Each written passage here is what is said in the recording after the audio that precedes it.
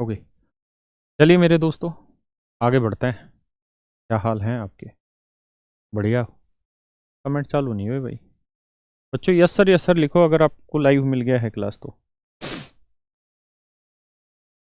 उत्पल सारे कमेंट तेरे ही हैं भाई। हाँ, Gracy yes, Amarjeet yes sir, yes Gracy दो दो और कमेंट कर रहे हैं बेटा। क्वालिटी कम कीजिए भाई, वो नहीं हो सकती जो ऐप में हो सकती वो चीज़ें मैंने करवा दी। हाँ जी मेरे प्यारे दोस्तों, आज हम सेंटर पे ही आगे बढ़ रहे हैं। सेंटर के कुछ क्वेश्चन ले रहे हैं, शामिल कर रहे हैं। जहाँ जहाँ चीज़ों की जरूरत पड़ेगी वहाँ वहाँ बातें बताएंगे तुमको।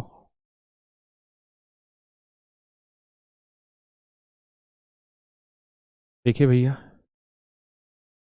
कल हम आपको बताए थे कि अगर ये सर्कल का सेंटर है और इसी आर्क से अगर हम यहाँ कोण बना लें, आर्क से मेरा मतलब है ये वाली,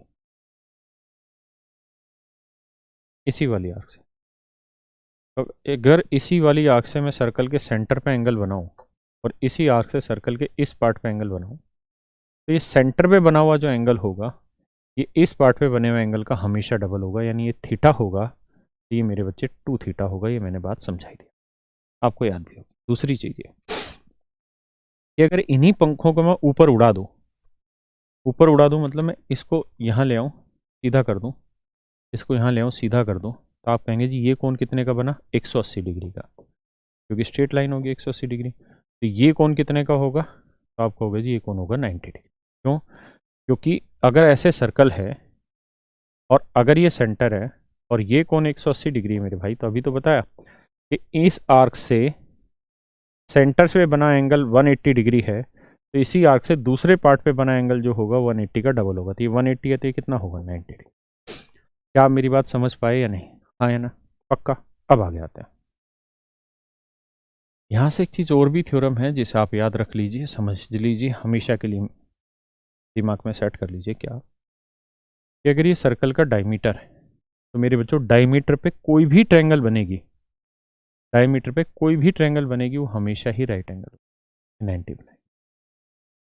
डायमीटर पे यहाँ कोई ट्रायंगल बनेगी तो ये राइट एंगल, डायमीटर पे यहाँ कोई ट्रायंगल बनेगी तो राइट एंगल। यानी व्यास पे जो भी त्रिभुज बनेगी, व्यास पे जो भी त्रिभुज बनेगी वो सारी की सारी त्रिभुजें समकोण होंगी। व्यास पर जो भी त्रिभुज बनेगी मेरे मित्र वो हमेशा ही समकोण होती हैं। हम इसको बोलते ऐसे हैं कि व्यास पर बना कोण समकोण होता है, या हम इसको ऐसे भी बोलते हैं अर्धवृत्त पर बना कोण समकोण होता है। डायमीटर पे बना हुआ एंगल 90 होता है। डायमीटर पर मतलब ये डायमीटर है, तो इस डायमीटर से इस सर्कल पे कोई भी एंगल बनाओगे सारा 90 बनेगा। चाहे मैं यहां बनाऊं ये भी 90 होगा, तो मैं यहां बनाऊं, यहां बनाऊं, यहां बनाऊं, ये सारे ही 90 होंगे। ये सारे ही कोण मेरे बच्चे कितने होंगे? 90-90 डिग्री। पक्का। जितने भी कोण बनेंगे वो सारे के सारे 90-90 डिग्री के होंगे। आए ना? इंग्लिश में इसको बोलते हैं angle made on semi circle is always right angle. ठीक है, या angle made on right angle is 90 degree. एक गधा कह रहा है ब्रजेश भाई, भैया तुम अजब टाइप के नंबर 1 हो रोंडे। अभी क्या बता रहा था इससे पहले की कहानी कि अगर ये सेंटर है तो सेंटर पे अगर ये कोण 180 डिग्री है, तो इससे पहले समझाया कि ये कोण हमेशा ही इसका क्या रहता है? आधा। तो ये 180 है तो ये कितना बनेगा? 90 तो बनेगा। अभी तो समझा के हटे हैं यार। एक तो तुम लेट जुड़ते हो क्लास में, फिर तुम डाउट भी पूछते हो। आओ भैया बताओ सवाल को। कह रहा जी ओ सर्कल का सेंटर है। अगर बच्चे ओ सर्कल का सेंटर है तो ये डायमीटर हुआ, और मैंने अभी समझाया कि डायमीटर में बना हुआ एंगल हमेशा क्या रहता है? 90 डिग्री। तो ये कोण 90 डिग्री का है, ये कोण 40 का, तो ये निकाल लोगे कितने का आएगा? 50 डिग्री। यही पूछे हैं तुमसे, एक एंगल बी बताइए, तो उत्तर होगा 50 डिग्री।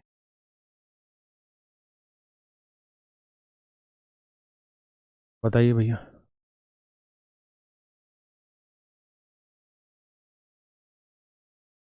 कहता है A B 6 centimetre, A B 6, B C 8 है, तो हम जानते हैं अच्छे से कि ए सी की लेंथ क्या होगी? 10 सेंटी।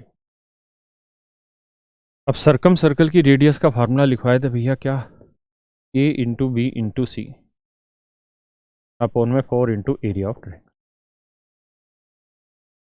एरिया ऑफ ट्रायंगल कहानी ये है मित्र कि तीनों साइडों की बात करें तो 6 गुना 8 गुना 10 बटे 4 गुना त्रिभुज का क्षेत्रफल निकालें। तो इस ट्रायंगल का जो एरिया होगा वो हाफ इंटू 6 इंटू 8, तो 8 या 24। त्रिभुज का क्षेत्रफल होगा 24। 8 या 24, 3 दूनी 6, 2 दूनी 4, 2 5 10, तो रेडियस आ गई जी 5। ये तो था मेरे बच्चों डिटेल तरीका, तो था डिटेल तरीका। आपको अगर याद होगा तो कल मैंने सरकम सेंटर बनना सिखवाया था आपको, और वहाँ सिखाई थी ये बात कि सर्कल जो बनता है, अगर राइट एंगल ट्रायंगल है तो उसका सेंटर कहाँ पे बनता है जी? हाइपोटेनियस के मिड पॉइंट पे बनता है। कहाँ बनता है दोस्त? हाइपोटेनियस के मिड पॉइंट पे बनता है, समकोण के मध्य बिंदु पर बनता है। तो जो मध्य बिंदु होता है, ये रेडियस हो गई, ये भी रेडियस हो गई। आपको एक बार याद होगा मैंने लिखवाया भी था कि आर जो होता है वो h/2 होता है, यानी हाइपोटेनियस का राइट एंगल ट्रायंगल में जो आधी वैल्यू होती वही हमारी सरकम रेडियस होती परी त्रिज्या। तो हाइपोटेनियस 10 है तो 10 का आधा 5, तो सरकम रेडियस आ गई मेरे बच्चे यहाँ पे 5। किसी भाई को दिक्कत है यहाँ तक? बोलो जी।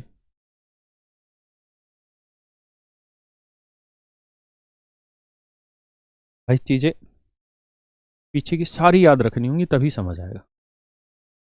बताइए जी।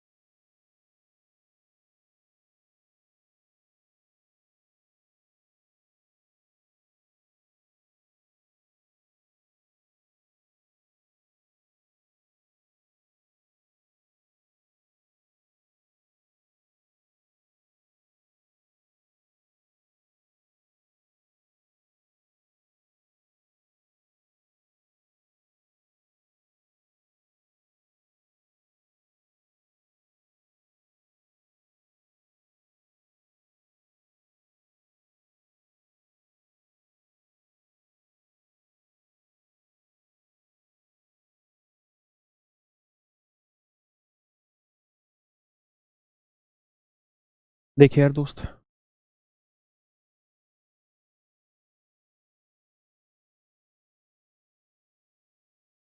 कहानी ये है कि ए बी सी एक ट्रायंगल है। ए बी की लेंथ है 6 और बी सी की लेंथ है 8। ए सी की लेंथ है 10। और ये तो राइट एंगल ट्रायंगल बना रहा है, 6 8 10। कह रहा है जी बी डी डी ई और ई सी का रेशियो, बी डी ये 1 है, ये डी ई 2 है और ये 1 है।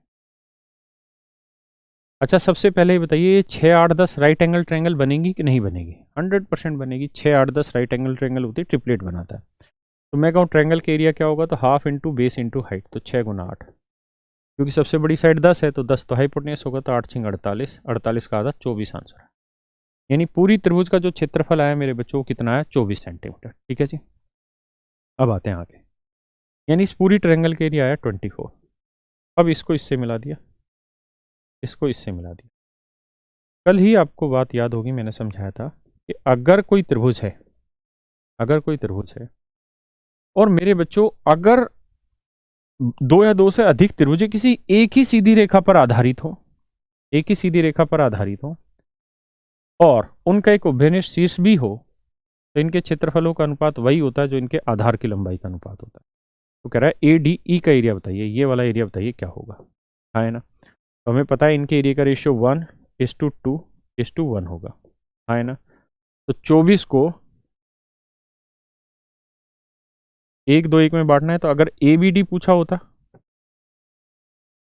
ए बी डी, वरना आप समझदार हैं यार, इसको डायरेक्ट ही कर लेंगे।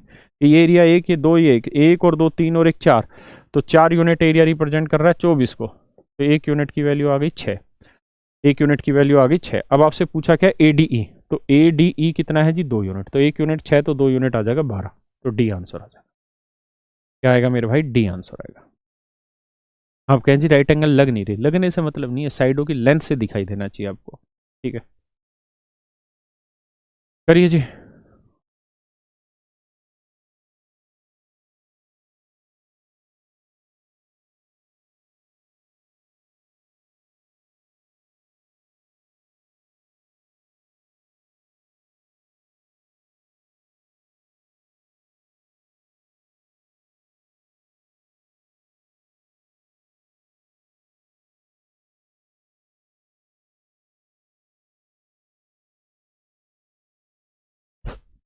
देखिए यार, इस पे आने से पहले कुछ बेसिक चीज़ें बताता हूँ आपको। उन बेसिक प्रॉपर्टी को सीख लीजिए।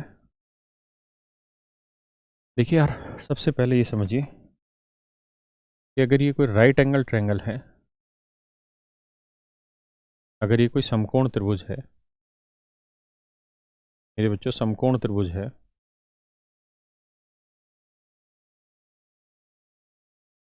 अगर ये कोई राइट एंगल ट्रायंगल है,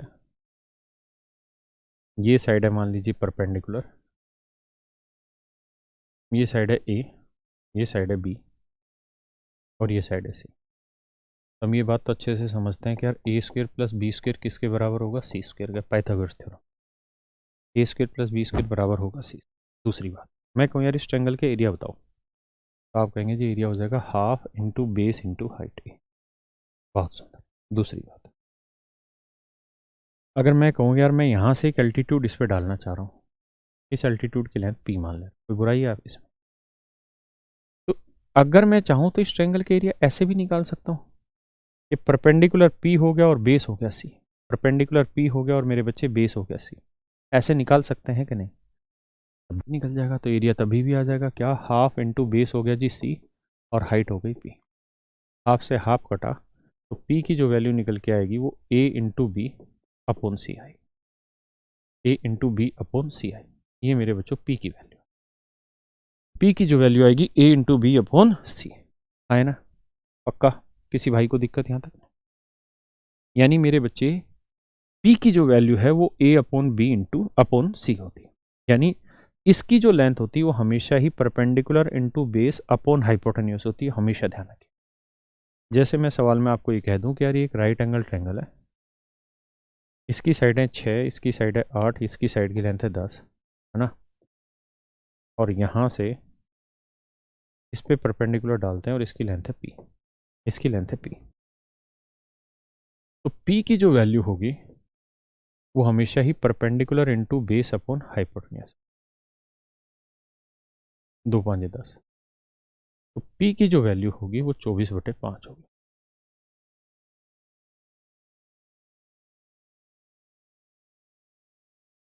पी की वैल्यू 24/5 होगी, हाँ है ना?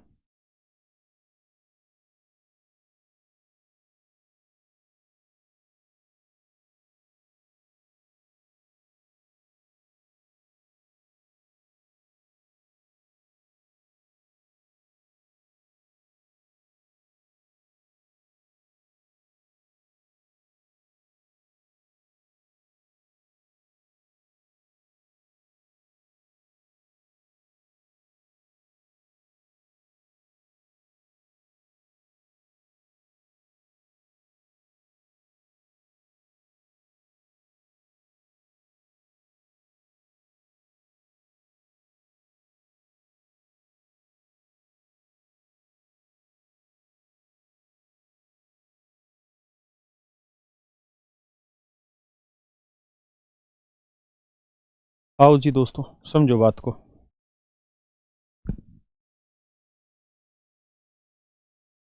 कि पी की वैल्यू होगी जी 24/5, यानी 5×4 = 20, 5×8 = 40, 4.8। हाँ, समझ गए? आइए मेरे बच्चों, अगर मैं दोनों साइड स्क्वेयर कर दूं, दोनों साइड क्या कर दूं भाई, स्क्वेयर कर दूं, और इसे पलट भी दूं, तो पलटूंगा इसे, तो ये आ जाएगा 1/p, और ये आ जाएगा c/ab। अब मैं चाह रहा हूँ जी दोनों साइड स्क्वेयर कर दो, इधर भी और इधर भी, 1 का स्क्वेयर तो 1 ही रहना ही। अब बेटा ऊपर बना सी स्क्वेयर, और सी स्क्वेयर की वैल्यू क्या लिख सकते हैं हम? अच्छा, CDS में इस बार एक सवाल पूछा क्या कि 4 ऑप्शन दे दिया और कहा कि ये ए बी सी है, ये पी है, तो बताइए कौन सा रिजल्ट होगा। तो P C square equal to A square B square दे रखा था, 4 ऑप्शन दे रखे थे, बताइए कौन कौन से रिलेशन सही है।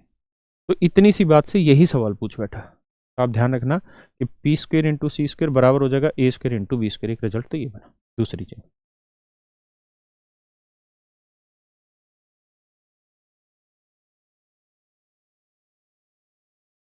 देखो यार, सी स्क्वेयर की वैल्यू हम वहां से उठा लेते हैं ए स्क्वेयर प्लस बी स्क्वेयर,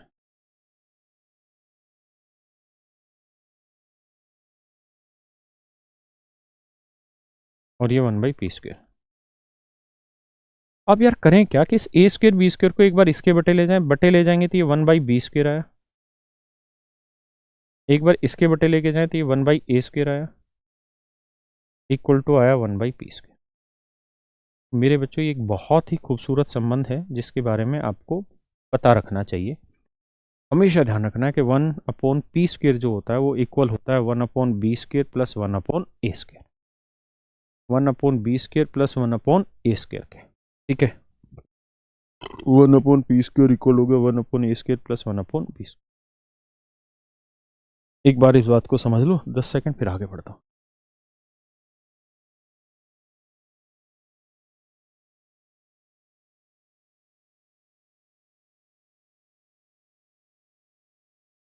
बात क्लियर है भाई यहाँ तक की? एक चीज़ और समझिए यार, ये जो मैं अभी समझा रहा हूँ वैसे तो ये मुझे वक्त आने पे आपको समझानी है। जब मैं सिमिलरिटी समझाऊंगा या कॉन्ग्रुएंसी समझाऊंगा सेंटर के बाद, तब मैं इसको समझाऊंगा। अभी सिर्फ आप इतनी बात समझ लीजिए कि अगर किसी ट्रायंगल की कोई दो साइडें आपस में बराबर होती हैं, अगर किसी त्रिभुज की कोई भी दो भुजाएं अगर आपस में बराबर होती हैं, तो जो दो साइडें बराबर उनके कॉमन वर्टेक्स से सामने वाली लाइन पे अगर मैं 90 डिग्री का कोण बना दूं तो ये सामने वाली साइड को दो बराबर हिस्सों में बांटती है। ऐसा इसलिए होता है क्योंकि ये दो सर्वांगसम त्रिभुजें बना देता है। दो सर्वांगसम त्रिभुजें बना देता है। आप कहेंगे जी सर्वांगसम क्या है?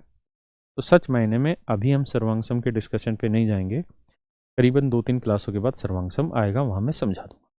अब आइए जी आगे। तो मित्रों, हाँ मैं ये समझा रहा था आपको कि अगर दो साइडें बराबर हैं तो बीच वाले साइड से, यानी जहां दो साइडें बराबर उनके कॉमन वर्टेक्स है, इस पे 90 डिग्री बनाओगे तो दो बराबर हिस्सों में बांटेगा ही बांटेगा। या अगर ये दो साइडें बराबर हैं और इस वर्टेक्स से इसका मिड पॉइंट मिला दें, मिड पॉइंट मिला दें जो इसे दो बराबर हिस्सों में बांट रहा है, तो ये 90 भी बनाएगा। थोड़ी कम पल्ले पड़ रही होगी, मैं माफ़ी चाहता हूँ, लेकिन मैं कराऊंगा इसे जब बारी आएगी। अभी सवाल में यूज है इसका, इसलिए ले रहे हैं। पढ़िए जी सवाल को।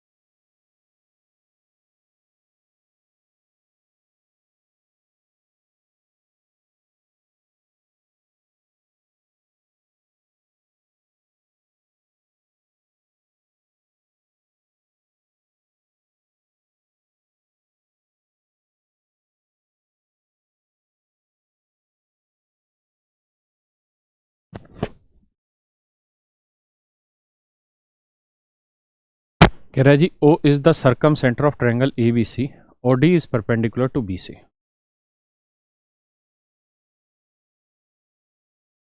सवाल में समझिए, O is the circumcentre of triangle A B C. कहता है जी एक ट्रायंगल है जिसका नाम है ए बी सी, इसका ओ सर्कम सेंटर, सर्कम सेंटर माने परिकेंद्र। और मैंने आपको बहुत बार ये बात समझाई कि सर्कम सेंटर ही इकलौता ऐसा सेंटर है जिससे ट्रायंगल के तीनों वर्टेक्स की लेंथ बराबर होती है।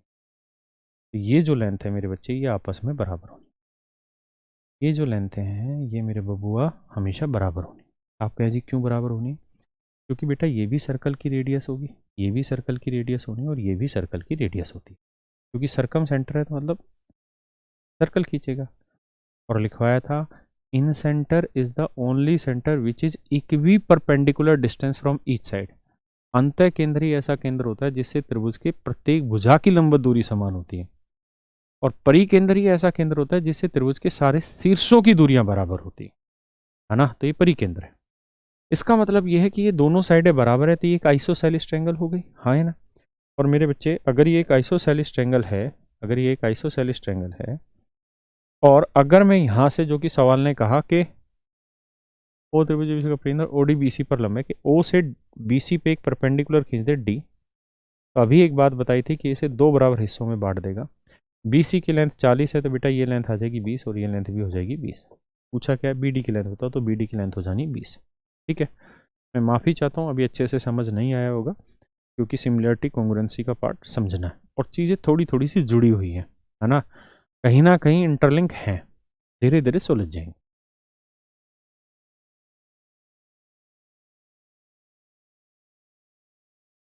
इस बात को ध्यान से दोबारा देखिए, यहाँ दोबारा आता है। देखिए यार बेहद ही ज़रूरी डिस्कशन चल रहा है, इस डिस्कशन में नज़रें इधर से उधर नहीं होनी चाहिए।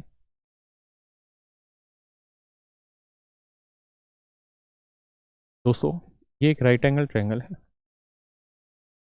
ठीक है।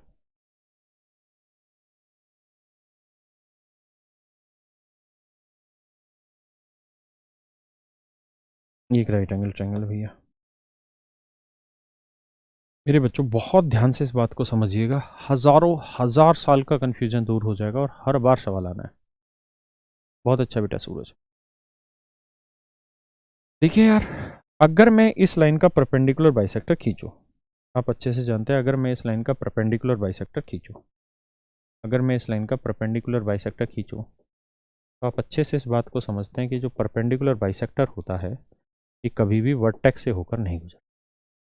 बताया था, लिखवाया भी था, बोला भी था कि समकोण समद्विभाजक जो होता है वो त्रिभुज के शीर्ष से सामान्यतः नहीं गुजरता, सिर्फ दो ही स्थितियों में गुजरता है, समबाहु त्रिभुज और समद्विबाहु त्रिभुज, इक्विलेटरल आइसोसेलेस, जिसके बारे में आज हम डिस्कस कर लेंगे शायद। तो ये 90 तो बनाता है, ये 90 तो बनाता है इस पे और इसे दो बराबर हिस्सों में भी बांटता है ना, दो बराबर हिस्सों में भी दोस्त बांटता है पक्का। लेकिन ये लाइन किसी भी सूरत में वर्टेक्स से होके नहीं गुजरती, ध्यान रखिए, वर्टेक्स से होके दोस्त नहीं गुजरती पक्का। किसी भाई को कोई दिक्कत तो नहीं है इस बात में? किसी भाई को कोई दिक्कत तो नहीं है? ठीक है जी, आइए जी अब थोड़ा सा आगे आते हैं, बात को समझते हैं। अगर ये राइट एंगल है बेटा तो आप अच्छे से जानते हैं कि ये इसका सरकम सर्कल होगा,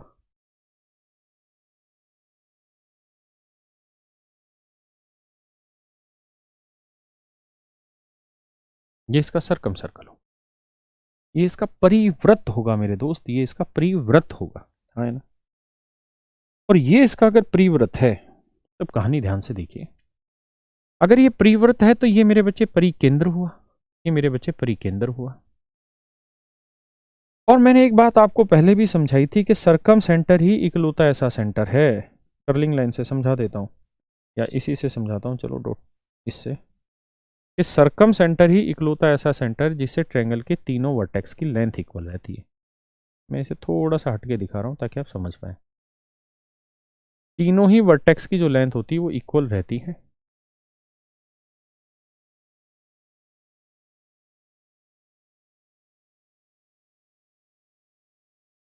तीनों ही वर्टेक्स की लेंथ इक्वल होती है और इस इक्वल लेंथ को ही मेरे दोस्त हम सरकम रेडियस कहते हैं, इस इक्वल लेंथ को ही हम सरकम रेडियस कहते हैं। अब सवाल ये उठता है मेरे भाई, सवाल ये उठता है, सवाल ये उठता है कि क्या ये वाली लाइन वर्टेक्स से होकर गुजरेगी? तो बिल्कुल नहीं गुजरेगी। ये वाली जो लाइन रहती परपेंडिकुलर बाइसेक्टर, ये वर्टेक्स से होके नहीं गुजरती, है ना।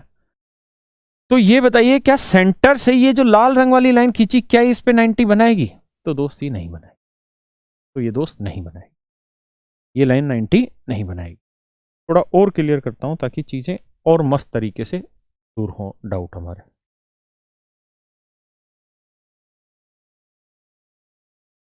ठीक है,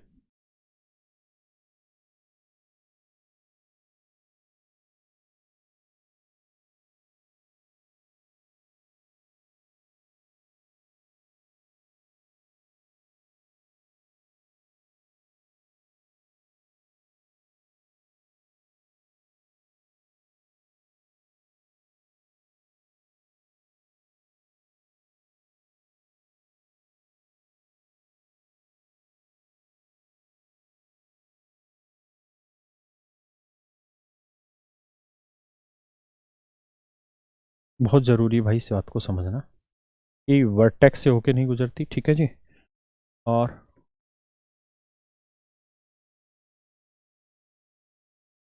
अब समझिए यहां से ये जो लाइन इसको मिला रहे हैं, ये मित्र इसके ऊपर 90 डिग्री का कोण नहीं बनाती, ये इस पे 90 डिग्री का कोण नहीं बनाती। क्यों? क्योंकि ये वाली लाइन 90 डिग्री का कोण बनाती है, ये वाली लाइन मेरे भाई 90 डिग्री का कोण बनाती है। बड़े ध्यान से मेरी बात सुनिए, ये वाली लाइन 90 डिग्री का कोण बनाती है, ये वाली परपेंडिकुलर बाइसेक्टर, लेकिन ये लाल रंग वाली 90 डिग्री का एंगल इस पे नहीं बनाती।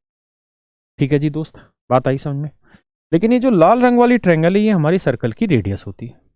जैसे अगर इस ट्रायंगल की साइड है 6, 8 और 10 मान लूँ, 6, 8 और 10 मान लूँ मेरे बच्चों, तो आप जानते हैं हाइपोटेनियस जो है वो 10 है और सरकम सर्कल की जो रेडियस होगी हाइपोटेनियस की आधी होगी, यानी कितनी होगी 5। तो ये लेंथ होगी जी 5, ये वाली लेंथ भी होगी भैया 5, समझ रहे हो? ऐसे ये लेंथ भी होगी 5। दूसरी बात, अगर मैं आपको ये कह दूं, अगर मैं आपको ये कह दूं यार मैं यहाँ से, अगर मैं ये कह दूं आपको कि मैं यहाँ से इसके ऊपर एक एंगल बनाना चाह रहा हूँ 90 डिग्री का, एल्टीट्यूड खींचना चाह रहा हूँ।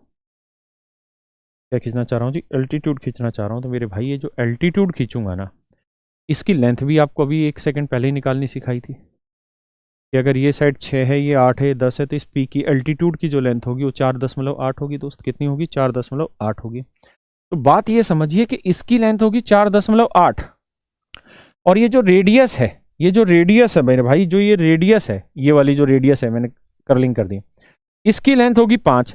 तो आप गलत फहमी ये ना क्रिएट करिएगा कि ये जो एल्टीट्यूड है ये यहां पे जाके मिलता ना।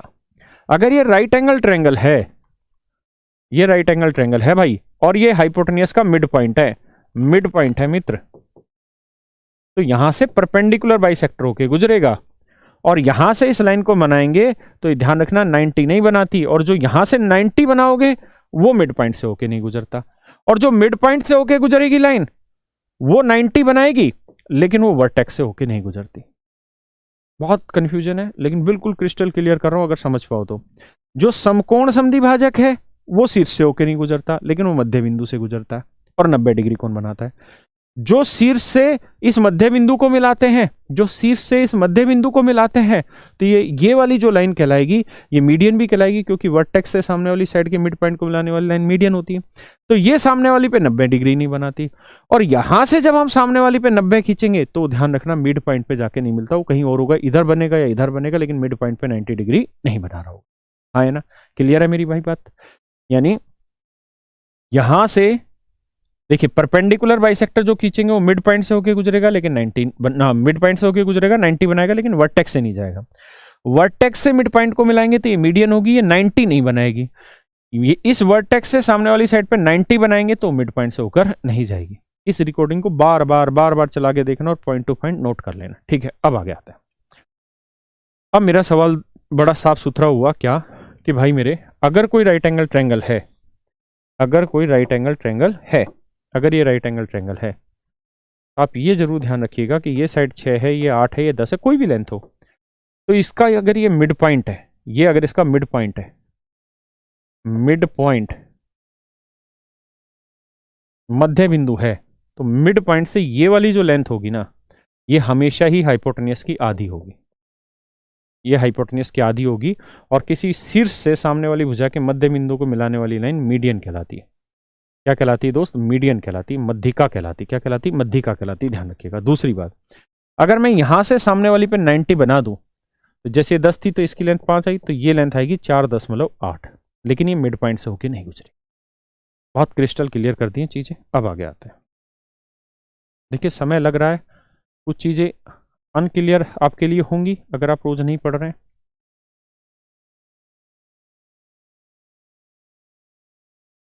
करिए जी।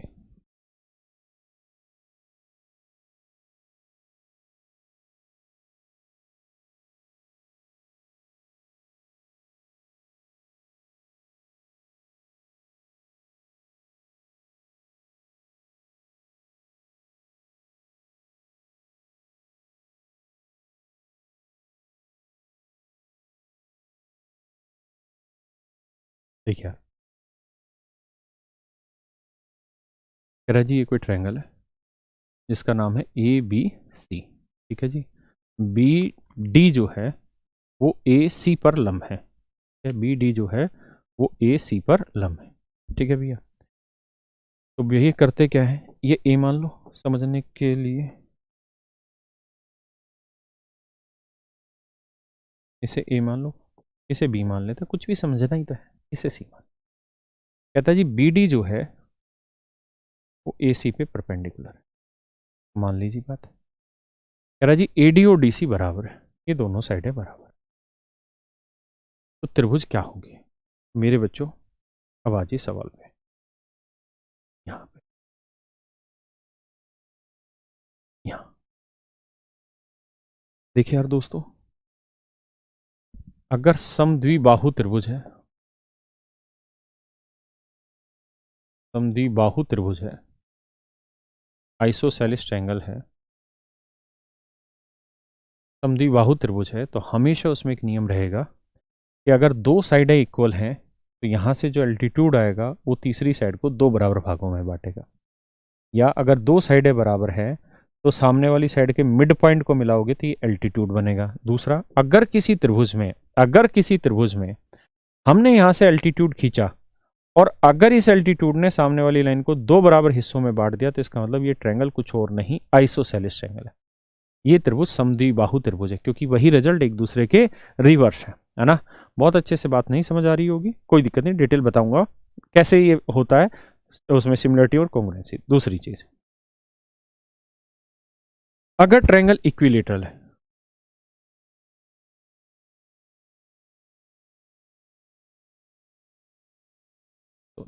समबाहु त्रिभुज है,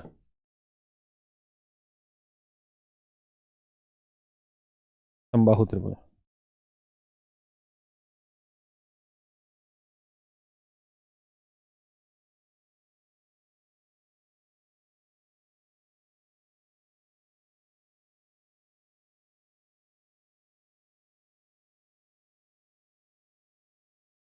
समबाहु त्रिभुज है जी,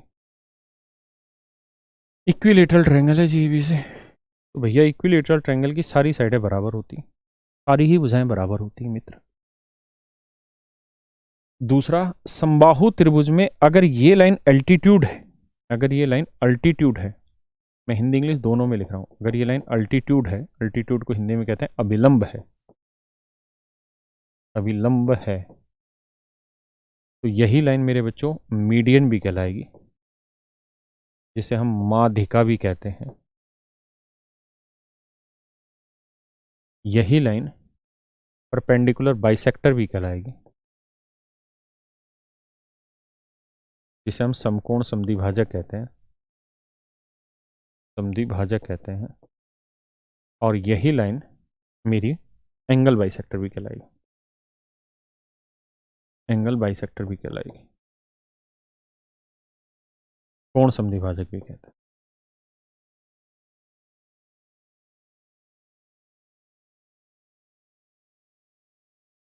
इसे हम कोण समद्विभाजक, ध्यान रखिए। ये जो लाइन है ये मेरे बच्चों अल्टीट्यूड भी कहलाएगी, यही लाइन मेरी मीडियन भी कहलाएगी, यही लाइन परपेंडिकुलर बाइसेक्टर भी कहलाएगी, और यही लाइन मेरी एंगल बाइसेक्टर भी कहलाएगी। ध्यान रखिए, क्या फिर से समझाता हूं। अगर समबाहु त्रिभुज है तो ये रेखा हर चीज को निरूपित करेगी, ये मिड पॉइंट पे भी मिलेगी, मीडियन भी कहलाएगी, दो बराबर भागों में भी बांटेगी, यानी परपेंडिकुलर बाइसेक्टर भी कहलाएगी, और इस कोण को दो बराबर हिस्सों में बांटेगी, ये मेरी बात एंगल बाइसेक्टर भी कहलाएगी, है ना। बात समझ रहे हैं? तो ये ध्यान रखना, ये सारी कहानी इक्विलेटरल में तो होनी ही होनी है। आइसोसेलिस में तो केवल तभी होती है जब दो बराबर साइडों के कॉमन वर्टेक्स से सामने वाली पे खींचे, है ना? तो ये दोनों साइडें बराबर होती हैं। अगर दो बराबर हिस्सों में बांटे तो ये दोनों साइडें बराबर है। लेकिन इक्विलेटरल में तो कहीं से भी खींच लो, सारी ही साइडें बराबर हैं, तो 100% वहां पे सेटिस्फाई करती हैं। क्लियर है? यानी समबाहु त्रिभुज में अल्टीट्यूड भी होगी, मीडियन भी होगी, बाइसेक्टर भी होगी और एंगल बाइसेक्टर भी होगा। दूसरा, अभी आपको थोड़ी देर पहले मैं एक क्वेश्चन हटा समझा के हटा था, यहाँ ये रहा। अगर मान लो यहां मैंने समझाया कि भाई जो अल्टीट्यूड होता है उसकी लेंथ अलग निकल के आती है, जो रेडियस होती है यानी वर्टेक्स से मिड पॉइंट को मिलाते हैं, ये मीडियन भी कहलाएगी क्योंकि वर्टेक्स से मिड पॉइंट को मिला रहे हैं, तो इसकी लेंथ डिफरेंट आनी है। समझ रहे हैं? इसकी डिफरेंट, इसकी डिफरेंट। लेकिन अगर यही case right angle isosceles triangle में हो, अगर यही केस मेरे भाई राइट एंगल आइसोसेलिस ट्रायंगल में हो, समकोण समद्विबाहु त्रिभुज में हो, अगर यही केस समकोण समद्विबाहु त्रिभुज में हो, मतलब ये लेंथ ए है, ये लेंथ ए, अगर ये दोनों लेंथ बराबर है, तो मेरे प्यारे बच्चों यहां से जब आप परपेंडिकुलर मतलब इस मिड पॉइंट को मिलाएंगे ना, यहां से जब मिड पॉइंट को मिलाएंगे तो ये सर्कम रेडियस कहलाएगी। अभी तो बताया कि वर्टेक्स से मिड पॉइंट को जो लाइन मिलाएगी ये रेडियस कहलाएगी। ये क्या कहलाएगी? रेडियस कहलाएगी, हाँ है ना? तो मेरे बच्चों अगर राइट एंगल आइसोसेलिस ट्रायंगल है यानी ये दोनों साइडें बराबर हैं, तो यही लाइन हमारी रेडियस भी कहलाएगी, यही हमारी मीडियन भी कहलाएगी, क्योंकि वर्टेक्स से सामने वाली लाइन पे कि मिड पॉइंट को मिला रहे हैं। यही मेरे बच्चों इस पे 90 भी बनाएगी, यानी अल्टीट्यूड भी कहलाएगी, अभिलंब भी कहलाएगी। और अगर ये 90 भी और मिड पॉइंट भी है तो ये परपेंडिकुलर बाइसेक्टर भी कहलाएगी। और ये मेरे बच्चे इस कोण को भी दो बराबर भागों में बांटेगी, यानी एंगल बाइसेक्टर भी कहलाएगी, कोण समद्विभाजक ही कहलाएगी, सब कुछ कहलाएगी। अगर ये लाइन इस कोण को दो बराबर हिस्सों में बांटेगी, 90 बनाएगी, परपेंडिकुलर बाइसेक्टर होगी, तो क्या मेरी बात समझ रहे हैं? हाँ है ना? तो ये जो केसेस है ये राइट एंगल आइसोसेलिस में अप्लाई होते हैं। मैंने पीछे जो केसेस सिखाए वो इक्विलेटरल में भी अप्लाई होता है और आइसोसेलिस में भी अप्लाई होता है। अब हम आते हैं सवाल पे, यहां आ जाइए। इस सवाल में कह रहा है जी, तो देखो यार, अगर ये दो बराबर भागों में बांट रहा है और 90 बना रहा है तो इसका मतलब ये दोनों साइडें बराबर होंगी, यानी आइसोसेलिस ट्रायंगल होगी ही होगी। और इक्विलेटरल में तो ये सारे केस हैपन होते ही हैं, यानी इक्विलेटरल में तो ये होते ही हैं। यानी मेरे दोस्त इसका जो आंसर होगा वो ए और बी दोनों होगा, ए और बी दोनों आएगा। कह रहा 4.8 कैसा है?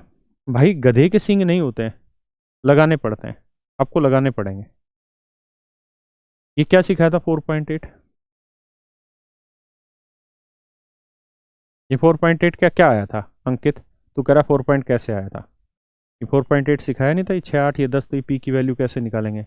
इससे पहले रिजल्ट प्रूफ करके दिखाया था, इससे पहले मैंने रिजल्ट भी प्रूफ करके दिखाया था कि, हाँ दिखाया था, ये देख, यहाँ बेसिक समझाया, पूरा रिजल्ट तैयार करवाया कि इस पी की जो वैल्यू होती है वो ए इंटू बी अपॉन सी होती है, लिखवाया है यहाँ पे। इसके ऊपर फिर एग्जाम्पल देकर आया। क्यों थोड़ी है यार, है पूरा खून फूकना पड़ता है ज्योमेट्री पढ़ाने में, और तुम लेते हो मजे। कैसे दे दें तुम्हें मजे हम? पढ़ो जी।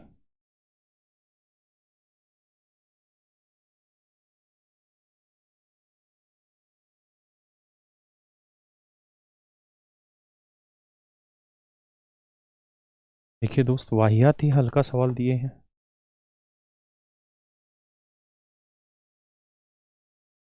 सवाल में कह रहा है क्या कि ट्रायंगल एबीसी में बीसी की लेंथ है 400, सॉरी 40, एडी की लेंथ है 20, एडी बीसी पर लंबा है, तो त्रिभुज ए बीसी का एरिया बताइए। तो पूरी ट्रायंगल का एरिया नहीं निकाल दोगे कैसे? हाफ बेस हो गया 40, हाइट हो गया 20, तो 400 आंसर। आंसर क्या आ गया मेरे भाई? 400, है ना?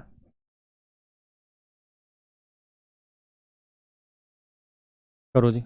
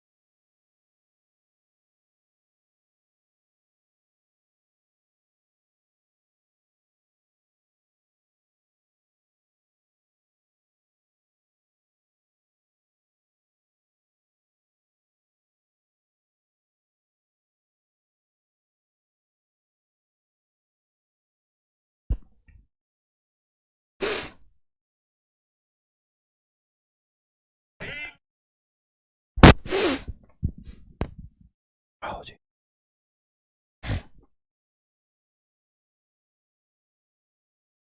क्वेश्चन गलत है, देख लेते हैं यार क्या गलती है।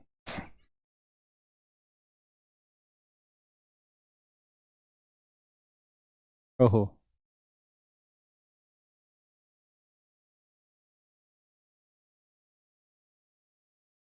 कर देते हैं भैया सही।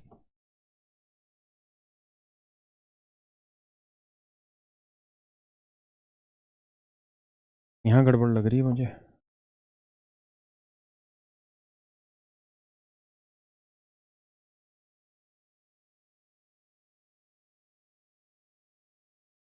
कह रहा जी ए बी डी का एरिया बताइए क्या होगा, सॉरी। तो मेरे प्यारे बच्चों ये बताओ, बी सी को डी जो है वो 2:3 में बांटता है, यानी ये लेंथ 2 है तो ये लेंथ 3 है। बेटा एक बात बताइए, कल एक नियम पढ़ाए थे आपको कि अगर दो ट्रायंगल एक ही स्ट्रेट लाइन पे बेस्ड हो और उनका एक कॉमन वर्टेक्स भी हो, तो उनके एरिया का रेशियो वही होता है जो उनके बेस की लेंथ का रेशियो, यानी इसका एरिया 2 होगा तो बेटा इसका एरिया 3 होगा। तो दोनों का टोटल एरिया 2 और 3 5, 5 यूनिट कितना दे रहा है 40, तो 1 यूनिट की वैल्यू 8 है ना। तो ए बी डी का एरिया बताइए, तो 8 दूनी 16, ये एरिया आ गया 16। पक्का उतार लो, यही आपसे पूछा है, कोई दिक्कत नहीं, आप चेंज कर लीजिएगा उसको, ठीक है ऑप्शन को। आइए आगे, हमें कॉन्सेप्ट समझना है।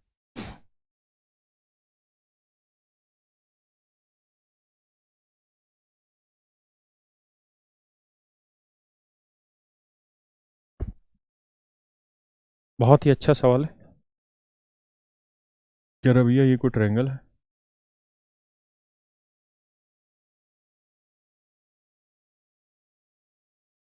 ये ए बी सी।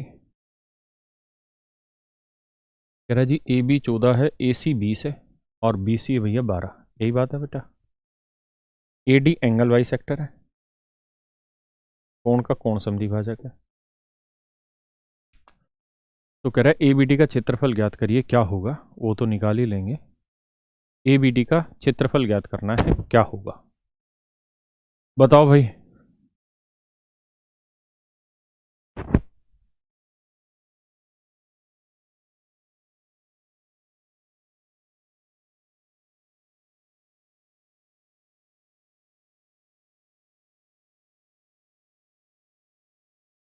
देखिए यार दोस्त, आप अच्छे से इस बात को जानते हैं कि ये जो ट्रायंगल है ए बी सी, इसका एरिया बताओ क्या होगा। भाई 14 12 20 है ना।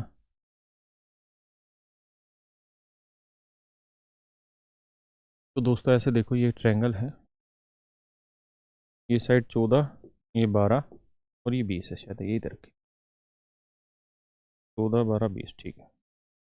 अगर मैं इसका एरिया निकलवाना चाहता हूँ आपसे तो क्या होगा, तो आप कहेंगे देखिए सर पहले निकाल लीजिए एस, एस माने सेमी पेरीमीटर, वो होगा तीनों साइडों का जोड़ बटे 2। तो भैया 14 और 12 26, 26 और 20 46, 46 का आधा 23, देखना जी कैसा ही है।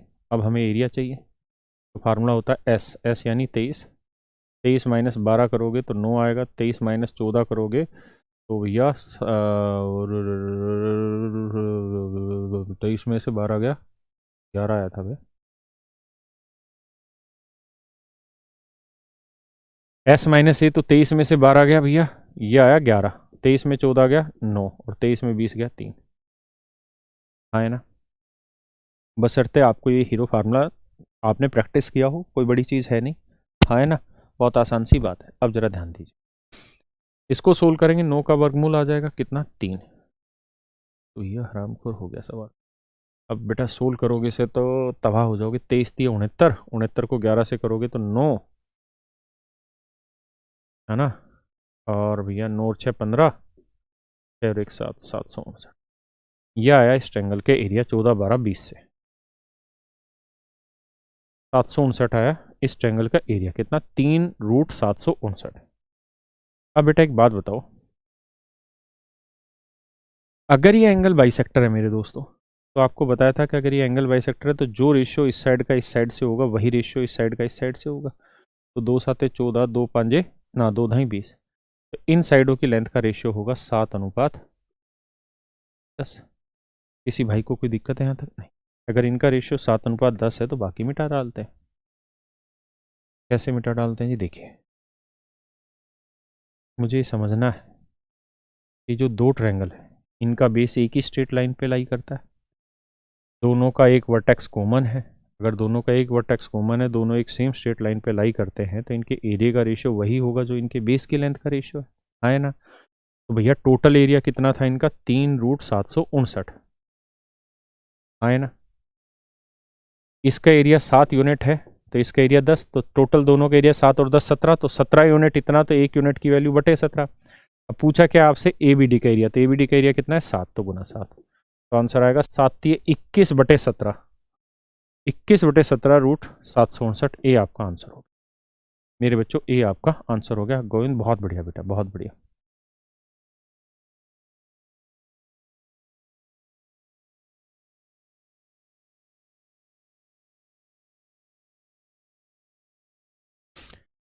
सूरज बेटा डेली स्टडी करते रहो, कैसे क्लियर होगा पूरा कॉन्सेप्ट, लगातार काम करोगे तब जाके पूरा कॉन्सेप्ट क्लियर होगा।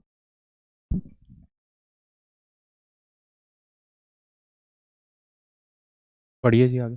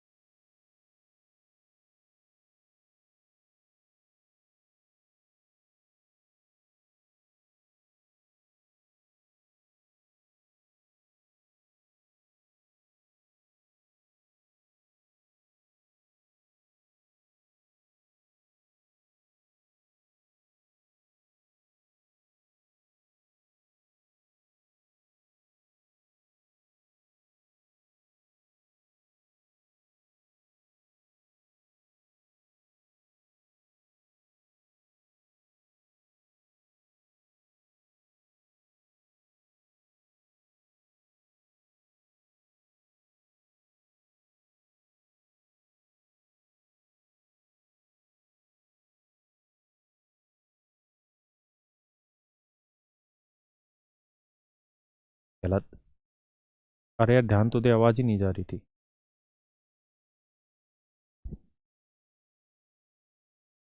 देख यार, अब आवाज आ रही, माइक बंद था बेटा, ध्यान दे, ऐसे सुस्ती भी ना बैठे।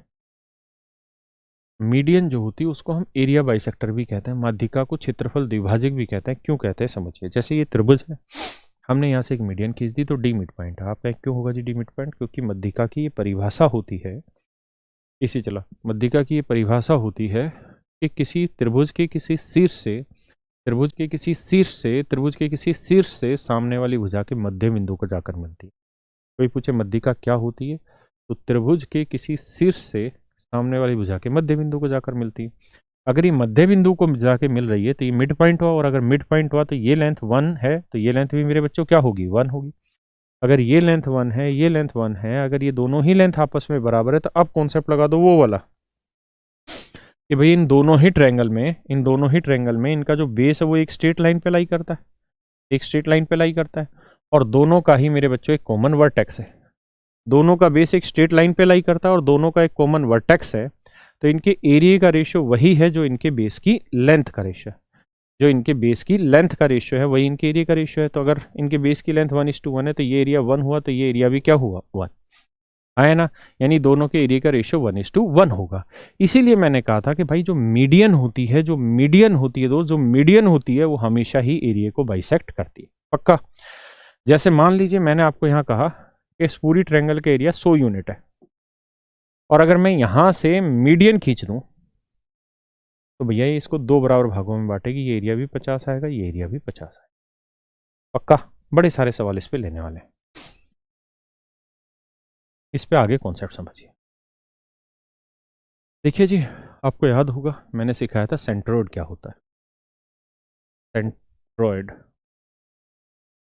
सेंट्रोइड को हम हिंदी में कहते हैं केंद्रक। क्या कहते हैं जी? केंद्रक, है ना? क्या कहते हैं? केंद्रक कहते हैं। मेरे बच्चों,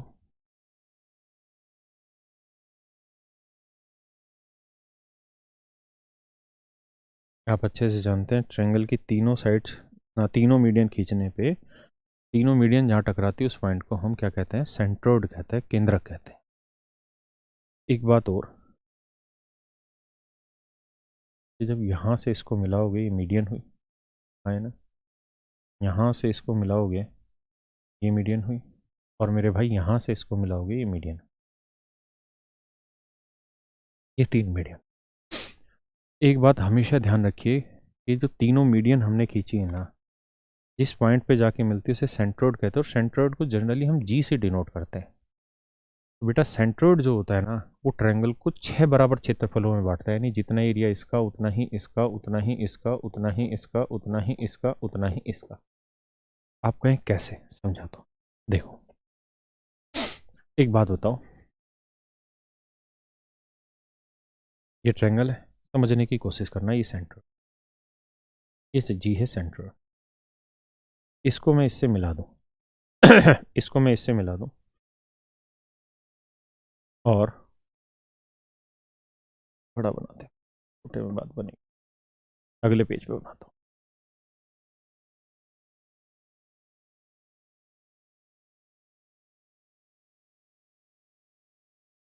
हाँ जी, देखिए, आप इस बात से बहुत अच्छे तरीके से वाकिफ़ हैं, बहुत बढ़िया से वाकिफ़ हैं, मेरी बात को समझते हैं कि जहाँ मीडियन क्या होती है, जो वर्टेक्स से सामने वाली साइड के मिड पॉइंट को जाके मिलाए।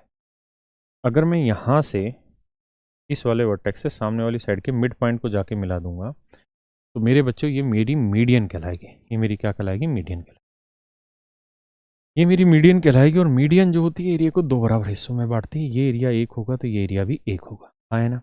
यानी अगर ये एरिया मेरा मान लो 100 था पूरी ट्रायंगल के एरिया, तो ये एरिया 50 होगा, तो ये एरिया भी कितना होगा? 50। क्या किसी भैया को दिक्कत है यहाँ तक? बोलो जी। नहीं। अगर आपको कोई दिक्कत नहीं है इस बात पे, तो जरा आगे समझिए। यहाँ कहीं जी सेंट्रोइड होता है ना? यहाँ जी रहता है सेंट्रोइड। अब दोस्त अगर मैं इसको इससे मिला दूं,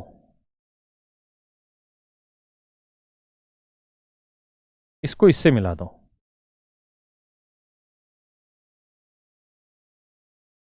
अति बेसिक से समझा,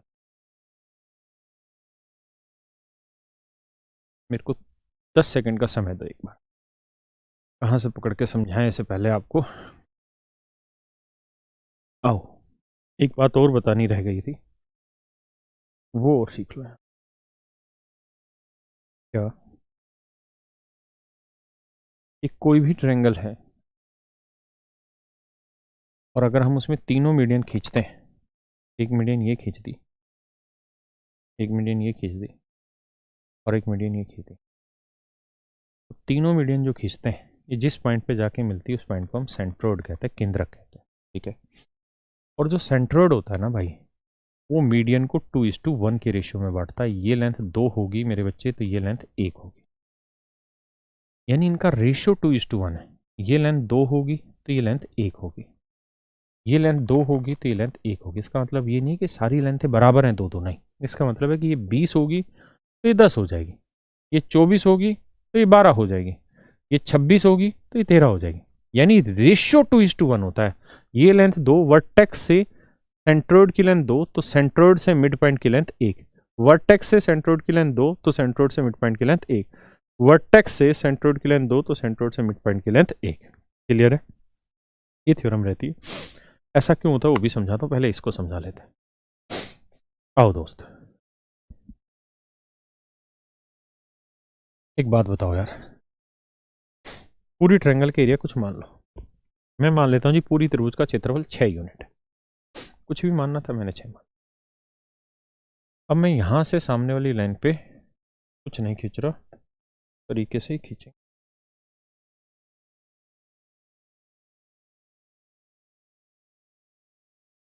इसके मिड पॉइंट को मिला दिया। ठीक है दोस्तों, ये मीडियन हो गए। तो आप अच्छे से इस बात को समझ गए कि पूरी ट्रायंगल का एरिया 6 था, तो इसका एरिया 3 हो गया, इसका एरिया भी 3। किसी भाई को दिक्कत है यहाँ तक? नहीं। अब बेटा एक बात बताओ कि अगर जी इसका सेंट्रोइड है, यहाँ कहीं जी होगा, जी इसका केंद्रक है, और आपको अभी बताया कि यार वर्टेक्स से सेंट्रोइड की लेंथ अगर 2 यूनिट होगी तो सेंट्रोइड से मिड पॉइंट की लेंथ 1 यूनिट होगी।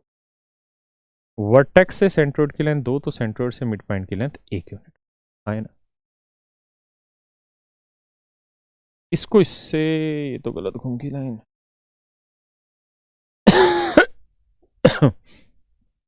इसको इससे मिला दे। अब एक बात बताओ, अगर थोड़ी देर के लिए यहां मैं काला रंग चला दूं, इधर काला रंग चला दूं, तो आपको दिखाई नहीं दे रही होगी, तो ऊपर एक ट्रायंगल दिखाई दे। हमने पूरी का एरिया 6 माना था, तो इस वाली ट्रायंगल का एरिया 3 आया था, हाँ है ना। अब इस पूरी त्रिभुज का एरिया 3 है और ये बेस की लेंथ 2:1 में है। और अभी एक थ्योरम समझाई थी, कल भी समझाई थी, कि अगर किसी ट्रायंगल की 2 या 2 से अधिक त्रिभुजें, अगर 2 या 2 से अधिक त्रिभुजें कई आधार एक सीधी रेखा पर आधारित हो, जैसे इस सीधी रेखा पे ही इस वाली ट्रायंगल का बेस और इसी पे ही इस वाली ट्रायंगल का बेस है, तो अगर 2 या 2 से अधिक त्रिभुजों के आधार एक उभयनिष्ठ शीर्ष रेखा पर है, मतलब एक सीधी रेखा पर है इन दोनों त्रिभुजों के आधार, और इनका एक उभयनिष्ठ शीर्ष भी है, तो इनके क्षेत्रफल का अनुपात वही होगा जो इनके आधार की लंबाई का अनुपात है। तो अगर आधार की लंबाई का अनुपात 2:1 है, तो इस क्षेत्रफल को भी 2:1 में बांटेंगे, तो क्षेत्रफल 6 था, तो 6 को 2:1 में बांटेंगे, तो आप अच्छे से समझते हैं ये क्षेत्रफल 4 आएगा मेरे भाई ना, सॉरी ये कितना आया था 3। ये 6 तो पूरी ट्रायंगल का था, 6 में से ये मीडियन खींची तो आधा बचा, तो अब 3 को 2:1 में बांटेंगे तो ये एरिया 2 आएगा और ये एरिया मेरे बच्चे 1 आएगा। अब बात आई समझ में? बहुत सुंदर। अब आ गया ये, अब यहां लाता हूं आपको। अब ये बताओ, अगर मेरे दोस्त मैं आपको समझाने के लिए थोड़ी देर के लिए ये कह देता हूं कि यार इसको इससे मिला देते हैं, एक बात और बताओ मुझे, क्या कि इस वाले वर्टेक्स से मैंने सामने वाली साइड के मिड पॉइंट को मिलाया, तो इस वाली ट्रायंगल की जिसकी मैं बात कर रहा हूं, इस वाली ट्रायंगल की ये मीडियन ही तो हुई भाई, ये पूरी बड़ी ट्रायंगल की भी मीडियन है और इतनी छोटी ट्रायंगल की मीडियन है। यानी अगर मैं सिर्फ इसकी बात करूं, यानी इनको अगर मिटाता चला जाऊं, तो मेरे भैया इस बात को आप समझोगे कि ये जो ट्रायंगल बनी, इसमें ये जो ट्रायंगल बनी भैया, ये जो ट्रायंगल बनी इसमें इस वर्टेक्स से मिड पॉइंट को ही तो जा रही थी, तो ये भी मीडियन हुई, ये भी क्या हुई? मीडियन। और अगर ये मीडियन हुई तो ये भी तो इस एरिया को 2 बराबर हिस्सों में बांटेगी। तो अगर मेरे भाई ये एरिया, ये वाला एरिया 1 है, तो ये वाला एरिया भी कितना आएगा? 1। ये वाला एरिया भी कितना आएगा दोस्त? 1। अब जरा और ध्यान दीजिए, अगर ये एरिया सेम है,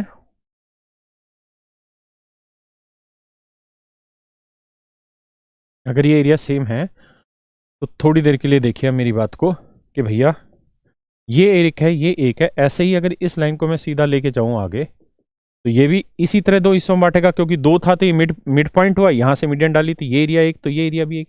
ऐसे यहां से मीडियन खींचेंगे तो ये पूरा 3 था, ये 1, तो ये 2 था, तो ये भी 1, ये भी 1। और यही मैंने अभी आपको थोड़ी देर पहले समझाया कि अगर किसी ट्रायंगल में तीनों मीडियन खींच दी जाती हैं, तो वो त्रिभुज को 3 बराबर ना 6 बराबर क्षेत्रफलों में बांट देती है, 6 बराबर क्षेत्रफलों में बांट देती है ना। कितने इक्वल एरिया में बांट देती है जी?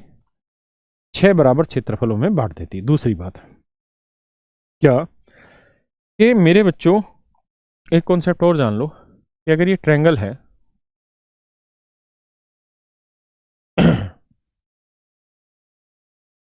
अगर ये ट्रायंगल है और ये इसका सेंट्रोइड, इसका सेंट्रोइड है जी, अगर इसका केंद्रक है,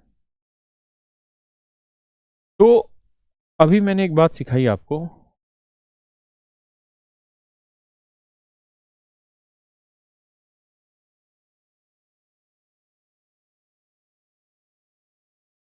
कि भैया अगर ये सारी मीडियन खींच दें तीनों, ये वाली खींची, ये वाली खींची, ये वाली सारी सीधी सीधी हैं, तो ये 6 बराबर एरिया में बांटेगी। ये एरिया 1 है, तो ये भी 1 होगा, ये भी 1 होगा, ये भी 1 होगा, ये भी 1 होगा। अब मैं आपको कहूं कि यार इस वाली लाइन को हटा देते हैं, इस वाली लाइन को भी हटा देते हैं और इस वाली लाइन को भी हटा देते हैं। तो आप कहोगे तो सर फिर ये एरिया बन गया 2, सॉरी ये एरिया बन गया जी 2, है ना। ये एरिया कितना बन गया जी 2, पक्का ये एरिया बन गया 2। अरे तेरी करे, तू क्यों हिल रहा है भैया, जिसको हिलाना चाह रहे वो नहीं। तो ये 1 + 1 ये एरिया 2, ये भी 1 + 1 2, और ये भी यहाँ से पाट रहे थे तो ये 1 + 1 2। तो आपने देखा ये एरिया और ये एरिया भी आपस में बराबर आया। इसका मतलब ये हुआ कि अगर हम किसी ट्रायंगल में सेंट्रोइड से उसके तीनों शीर्षों को मिला देंगे, तीनों शीर्षों को मिला देंगे, तो ये त्रिभुज को 3 बराबर क्षेत्रफलों में बांटते हैं, 3 बराबर क्षेत्रफलों में बांटते हैं, त्रिभुज को 3 बराबर क्षेत्रफलों में बांटते हैं। क्या मेरी बात समझ पाए? 3 इक्वल एरिया में बांट देते हैं, पक्का। अब आते हैं जी सवाल पे जो था हमारा। पढ़ो जी इस सवाल को।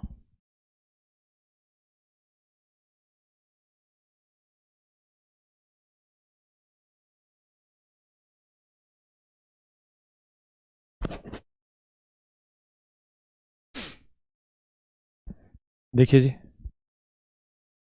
कह रहा भैया त्रिभुज एबीसी में एडी माध्यिका खींचते हैं हम खुद ही।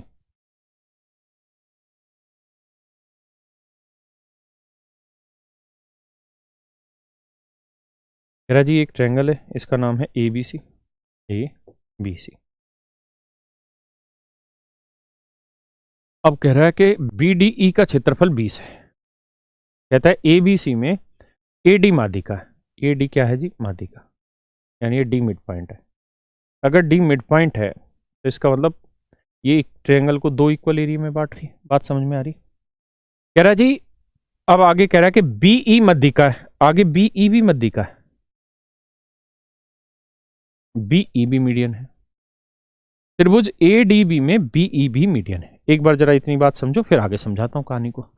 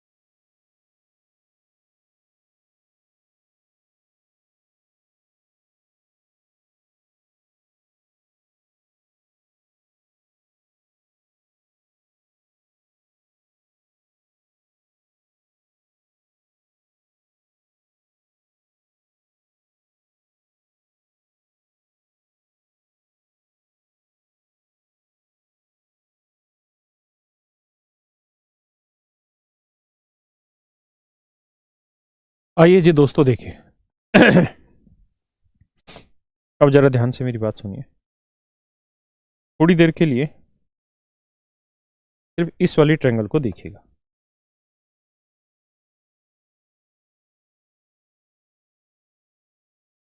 ए बी डी, ये एक ट्रायंगल है। कह रहा जी बीई मीडियन है। बीई क्या है भाई? मीडियन। तो अगर इस वाले वर्टेक्स से सामने वाली साइड के मिड पॉइंट को मिलाएंगे तो ये मीडियन हुई, और अगर ये मिड पॉइंट हुई तो मैंने अभी थोड़ी देर पहले बताया था कि मीडियन जो होती है वो एरिया बाइसेक्टर होती है, एरिया को 2 बराबर हिस्सों में बांटेगी। जितना एरिया ये होगा उतना ही एरिया ये होगा। अब कह रहा है बी डी ई का एरिया है 20, तो बी डी ई का एरिया, ये एरिया 20 है भैया, तो ये एरिया भी दोस्त कितना होगा? 20। तो ये 20 है, ये 20 है, तो ये पूरा एरिया कितना बना? 40, हाँ है ना।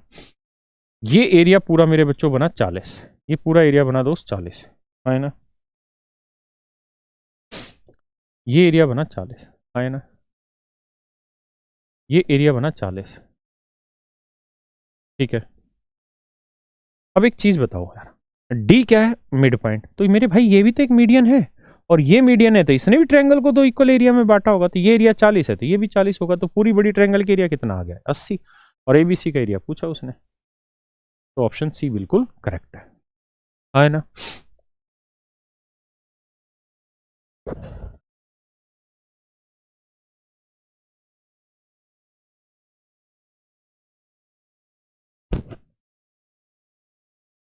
करो जी।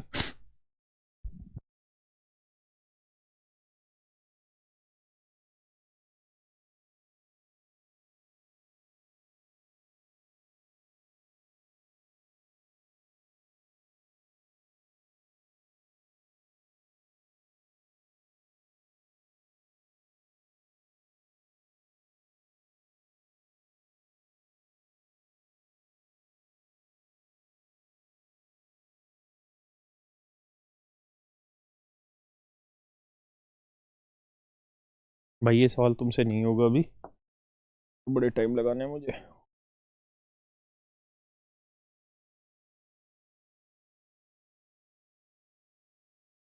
करो भैया इस सवाल को।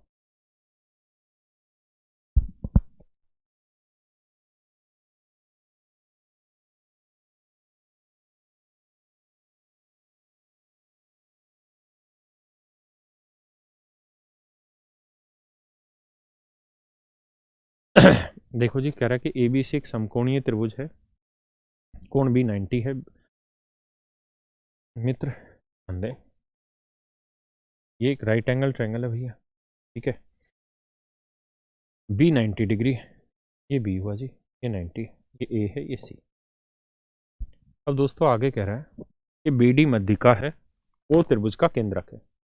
भाई बी डी मध्यिका है, अच्छा साइड इधर रखी इसने, ए बी 9 है, बी सी ए सी 41 है। तो बेटा ये बताओ कि बी सी निकाल दोगे कि नहीं निकाल दोगे, बोलो बी सी निकाल पाओगे कि नहीं निकाल पाओगे, बिल्कुल निकाल देंगे, बी सी होनी है 40, मारो गोली, नहीं भी निकल पाओ। अब ये बताओ कि इसका जो हाइपोटेनियस का मिड पॉइंट होना है वो इस ट्रायंगल का क्या होगा। मैं अगर आपसे ये पूछूं कि हाइपोटेनियस का मिड पॉइंट इस ट्रायंगल का क्या होगा, तो आप जवाब देंगे सर हाइपोटेनियस का जो मिड पॉइंट होता है वो सरकम सेंटर होता है ट्रायंगल का, सरकम सेंटर बाहर वाले सर्कल का सेंटर, और इस सेंटर से ट्रायंगल की तीनों वर्टेक्स की जो लेंथ रहती है बराबर रहती है ना, और इस इक्वल लेंथ को ही हम सरकम रेडियस कहते हैं। तो ये 41 है, तो ये 41/2, 41/2, तो ये वाली लेंथ भी क्या होगी मेरे भाई, 41/2, यानी ये डी है, तो बी डी की लेंथ होगी 41/2। बी डी की जो लेंथ होगी मेरे बच्चों वो आएगी 41/2। अब कह रहा है जी ओ जो है वो त्रिभुज का केंद्रक है, ओ सेंट्रोइड है। तो सेंट्रोइड हमेशा मेरे बच्चों किस पे लाई करता है, तो आप कहेंगे जी सेंट्रोइड लाई करता है इस पे जी, मीडियन पे, और बी डी मीडियन हो गई, वर्टेक्स से सामने वाली साइड को मिलाने वाली लाइन मीडियन होगी। तो बी डी की लाइन 41/2, ये जी सेंट्रोइड, और सेंट्रोइड मीडियन को किस रेशियो में बांटता है, 2:1 में, यानी वर्टेक्स से सेंट्रोइड की लेंथ 2, तो सेंट्रोइड से मीडियन की लेंथ, मिड पॉइंट की लेंथ 1। तो कह रहा है जी ओ बी और ये जो जी दे रखा है ना, इस जी का नाम दे रखा है उसने क्या, ओ, जी की जगह ओ दे रखा है। तो कह रहा ओ बी बताओ, यानी ये वाली लेंथ बताओ। तो भैया इसको दो हिस्सों में बांटेंगे, तो बी ओ इस टू ओ डी बांटोगे 2:1, तो ये आएगा 41/2 गुना 2/2 तो आंसर आएगा 41/3। तो बी ओ की जो लेंथ आएगी मेरे बच्चों वो आएगी 41/3, है ना। बी ओ की जो लेंथ आएगी वो आएगी 41/3। पक्का है कच्चा, पक्का।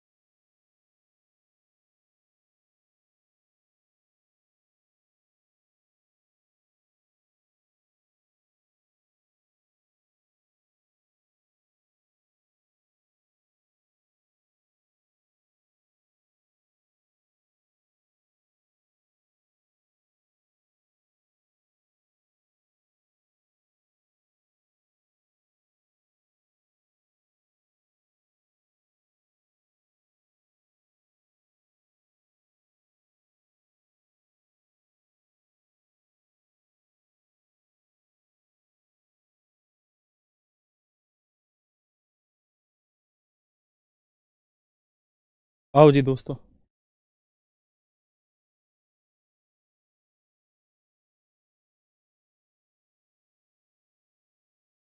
एबीसी एक त्रिभुज है, B I C I A B C और बी ए सी के कोण समद्विभाजक हैं यदि बी ए सी 50 डिग्री।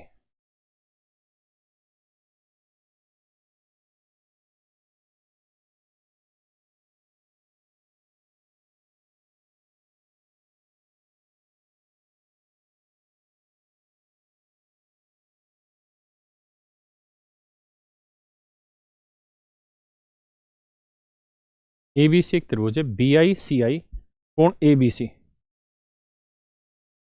इस वाले कोण के बी आई समद्विभाजक है और इस वाले कोण का भी कोण समद्विभाजक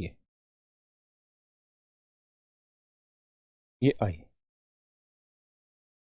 तो बी आई सी ज्ञात करो यार, ये बी ए सी 50 है यार, ये तो मैंने 50 बरकरार रखा है कि अगर इसके एंगल बाई सेक्टर खींच रहे हो तो ये वाला कोण हमेशा ही 90 + 50/2 यानी 25 90 115 डिग्री आएगा। और अगर एक्सटर्नल का बाइसेक्टर खींच के मिलाते हैं तो 90 - a/2 होता है। ठीक है जी, इतना आसान सा सवाल था यार।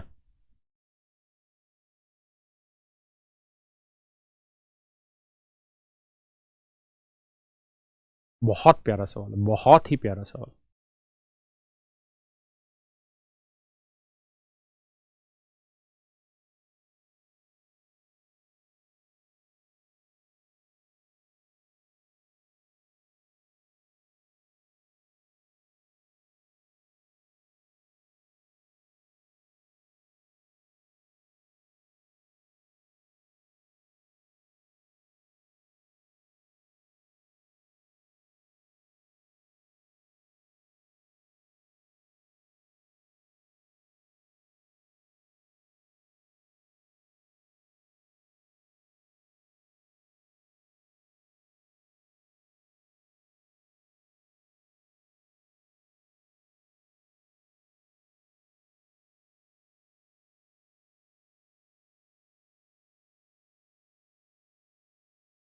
आओ दोस्तों,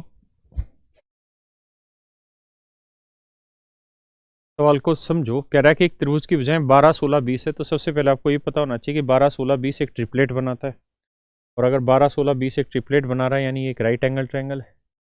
ठीक है दोस्तों, और अगर ये राइट एंगल ट्रायंगल है तो ये साइड 12 है, ये 16 है, ये 20 है।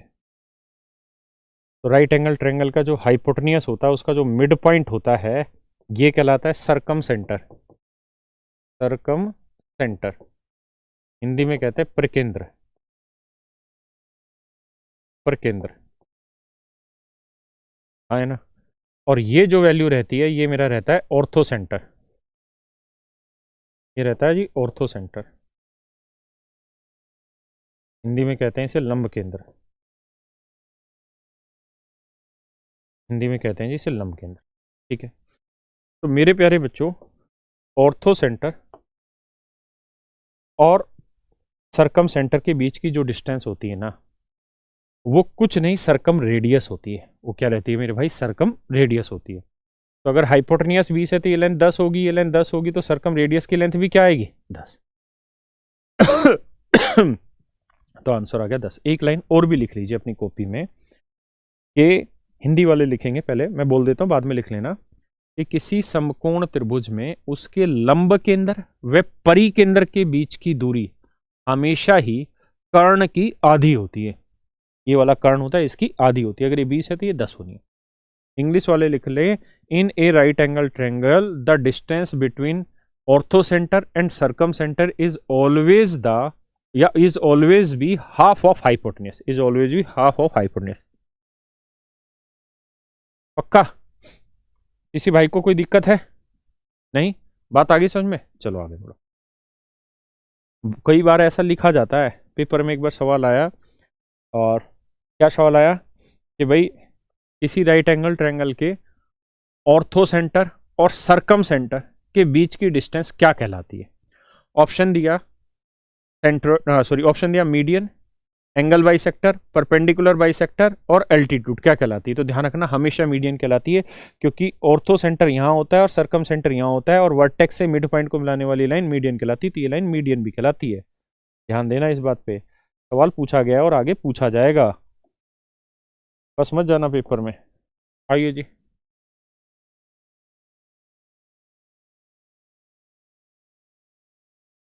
ये तो भैया सीडीएस का क्वेश्चन है, मैं सीडीएस का डालूंगा, वहीं से देख लेना इस क्वेश्चन को तो आपको। पढ़िए जी। त्रिभुज पी क्यू आर में सी केंद्रक है, और मैं सीडीएस के सारे क्वेश्चन आज तक जितने भी आए हैं ज्योमेट्री के, वो ट्रायंगल के सारे क्वेश्चन आपके बैचेज में मिल जाएंगे आपको एज इट इज। ठीक है, घबराने की जरूरत नहीं है। आइए जरा समझिए। कहता है त्रिभुज पी क्यू आर में सी केंद्रक पी क्यू, अच्छा ट्रायंगल बनानी पड़ी। ये बेटा कोई ट्रायंगल है, अगर ये ट्रायंगल है, ये पी है बाबू, ये क्यू है, ये आर। बेटा इसी बंद करिए बाहर से। कह रहा है पी क्यू की लेंथ है 30, क्यू आर की लेंथ है 36, पी आर की लेंथ है 50। हाँ है ना। यदि डी क्यू आर का मध्य बिंदु है, डी क्यू आर का मध्य बिंदु, this point is D and it is mid point, तो सी डी की लंबाई ज्ञात करें। ओ तेरी, सी डी की लंबाई कहाँ है ही नहीं। अच्छा सी केंद्रक है, ओके, सी केंद्रक है भैया। भाई आज इसको यहीं छोड़ लो, क्योंकि इस पर लंबा डिस्कशन होगा, कॉन्सेप्ट पढ़ाना है इसमें पूरे का पूरा। How to get the length of a median, median की लंबाई कैसे निकालते हैं, ये एक बहुत भयंकर बहुत बड़ी चीज़ है, कल इसको डिस्कस करेंगे, आज इतना ही रख लेते हैं।